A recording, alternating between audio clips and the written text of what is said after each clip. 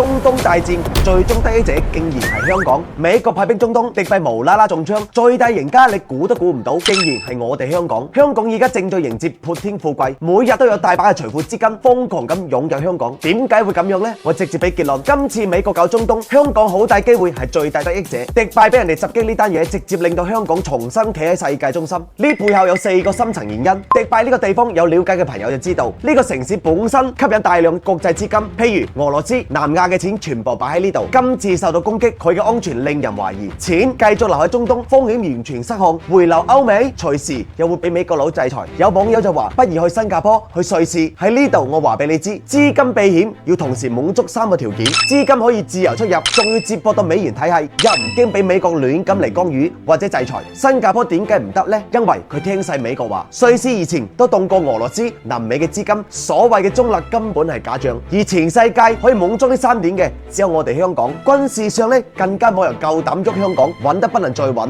第二，美國佬求其發動戰爭，隨便制裁，其實係一把雙刃劍。佢以強勢，全世界就越驚，個心入邊呢就越多嘢諗，大家就會被迫建立唔靠美元嘅平衡體系。全球嚟講，非美元國家資金要避開美國監控，又要保持全球流動性，唯一符合條件嘅只有香港。目前香港有成4萬億嘅美元資產管理規模，其中2/3都係海外資金，美元、非美元嘅錢都有，來源深不見底。無論美國制裁邊個，香港一樣得益，兩邊通食。第三，今次特朗普打伊朗真係輸唔起，否則無法同民眾交代，一定係硬住頭皮上。但係歷史教訓歷歷在目，只要美國一落地中東，好快就會陷入戰爭舊約機。呢個戰略脆弱性最大嘅贏家依然係香港。點解呢？因為脆弱資本就會重新評估美元風險，轉去配置其他替代資產。咁美元最大嘅替代盤係邊個啊？唔係歐元，亦都唔係日元，而係人民幣資產。因為全球最低、唯一可以自由進入人民幣資產嘅樞紐，唯有香港，連北京、上海都做唔到，淨係香港得。第四，美國打伊朗，表面呢係石油同埋美元，咁有冇人知道世界最大能源進口國係邊個啊？就係我哋中國，真正嘅大金主。伊朗呢件事令到中東產油國為咗分散風險，一定會加速同我哋做人民幣結算。全球最大嘅人民幣結算呢喺邊度啊？仲係香港。佢哋唔係話針對美國，純粹係資本唔會將所有雞蛋擺喺同一個籃入邊，呢個係最基本嘅風險控制。